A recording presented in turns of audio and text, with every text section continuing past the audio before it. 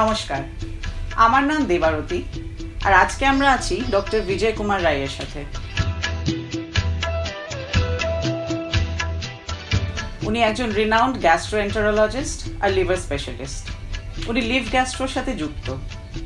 আমরা আজকে ওনার কাছে একটু কনস্টিপেশন সম্পর্কে জিজ্ঞাসাবাদ করব।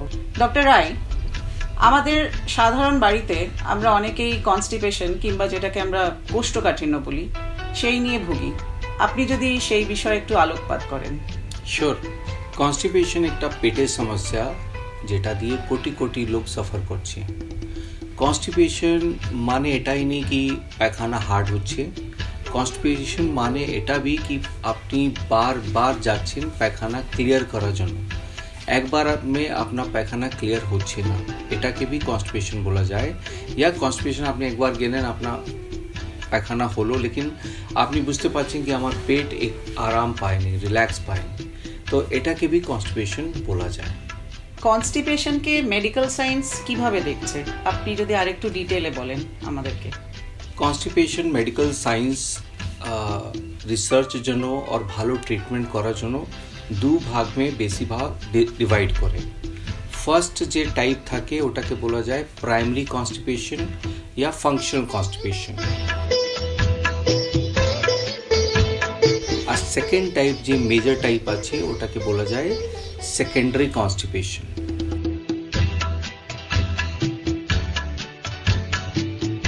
प्राइमरी कॉन्स्टिपेशन या फंक्शनल कॉन्स्टिपेशन माने कि कॉन्स्टिपेशन যে সঠিক কারণ আছে ওটা বোঝা যায় না, এখনো রিসার্চ চলছে, लेकिन অ্যাজাম্পশন আছে, হিপোথিসিস আছে কি এটা হতে পারে ওটা হতে পারে, लेकिन এক্সাক্ট কারণ কি আছে ওটা জানা যায় না। ও সব ক্লাস কনস্টিপেশন के फंक्शनल कॉन्स्टिपेशन बोला जाए।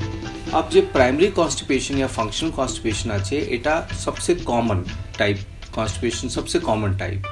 तो এটা के फर्दर क्लासिफाई करा जाए प्राइमरी कॉन्स्टिपेशन के normal transit constipation, slow transit constipation and obstructive type constipation. अब এটা মানে কি, এটা ইংলিশ ওয়ার্ড আছে, এটা মানে কি একটা টেকনিক্যাল ওয়ার্ড হয়ে যাচ্ছে। নর্মাল ট্রানজিট কনস্টিপেশন মানে কি নর্মাল ট্রানজিট, ট্রানজিট মানে মুভমেন্ট, যে মুভমেন্ট হচ্ছে, মুভমেন্ট কি হচ্ছে স্টুল মুভমেন্ট। अगर স্টুল মুভমেন্ট যে আছে या কোলোনিক যে মুভমেন্ট আছে ইন্টেস্টাইন যে থাকে ওটা अगर মুভমেন্ট নর্মাল হচ্ছে তো ওটাকে বলা যায় নর্মাল ট্রানজিট কনস্টিপেশন। और अगर মুভমেন্ট স্লো হচ্ছে, কোলোনে মুভমেন্ট স্লো হয়ে গেছে তো ওটাকে বলা যায় স্লো ট্রানজিট কনস্টিপেশন। আর একটা থার্ড টাইপ আছে অবস্ট্রাকটিভ কনস্টিপেশন, যেখানে মুভমেন্ট তো ঠিক আছে লেকিন নিচে যখন স্টুল বেরোচ্ছে তখন একটু চাপ পড়ছে, তখন ওটা ভালো করে বেরোচ্ছে না, এটাকে বলা যায় অবস্ট্রাকটিভ টাইপ কনস্টিপেশন।